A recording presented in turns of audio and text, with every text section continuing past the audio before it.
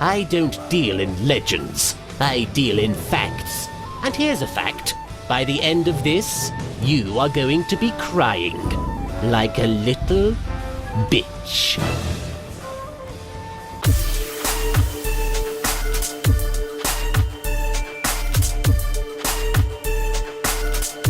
Know your place, worm. Prepare yourself. Damn Saiyan.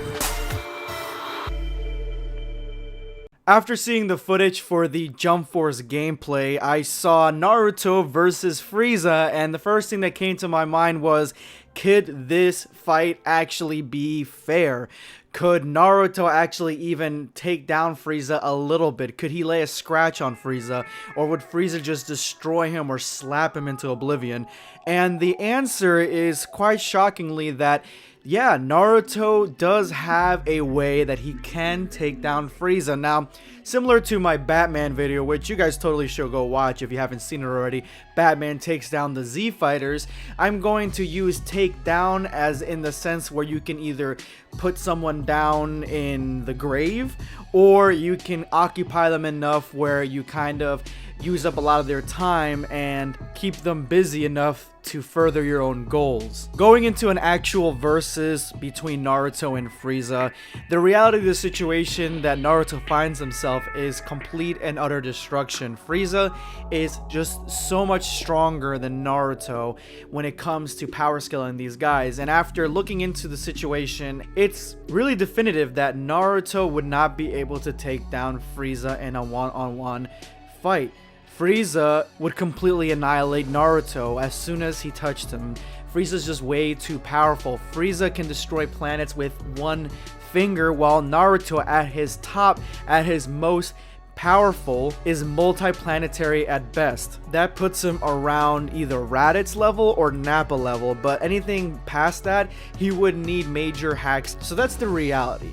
Now, what if they were equalized? What if Naruto and Frieza were equalized enough where Frieza's punches wouldn't just rip right through Naruto like tissue paper, and either he was brought down to Naruto's level or Naruto was brought up to Frieza's level? Well, in my opinion, I think that Naruto would come out on top over Frieza. The first and most important thing is, when it comes to hand-to-hand combat, I believe Naruto to have a major advantage over Frieza. Frieza has done fighting in all of Dragon Ball Z, that is true, but before he met Goku, he really didn't fight or have anybody to challenge him other than maybe his dad if we imagine him facing off against him. But throughout the majority of his life, we are led to assume that there has been nobody that has been able to either put a scratch on Frieza or give him a good fight other than Goku. And once that happened, he ended up losing. His battle prowess weakened. He came back with robot parts trying to destroy Earth and face Goku again, and Trunks, who has had a lot of battle experience up to that point,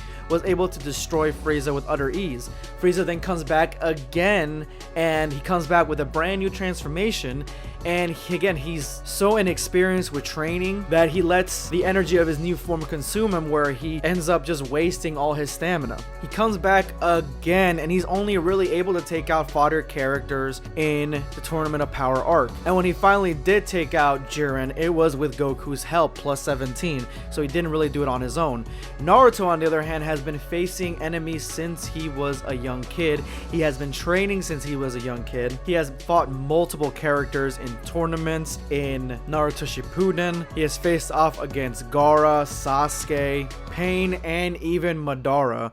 And throughout these two huge arcs, or two huge stories, Naruto and Naruto Shippuden, he has been training the entire time. So when it comes to his taijutsu, hand-to-hand combat, I gotta give it to Naruto on that one. Plus, he has a huge healing factor when it comes to his Sage of Six Paths mode. Not only that, but he's got access to natural energy, making it so he can enhance his abilities and his strength and his speed even further. And on top of all this, he has the power of the Kyuubi. And even if they were equalized, Naruto would be able to tell that Frieza is an enemy, while Frieza would more than likely put his guard down around Naruto, thinking that he is a bug that's just ready to get squashed. And that leads me to the point of the video, the way that Naruto can take down Frieza. And now, it was a stretch because I'm going for Naruto and Frieza in reality. reality. And again, as I stated, Frieza is just so far above the level of any of the characters in Naruto. And if it wasn't painfully clear,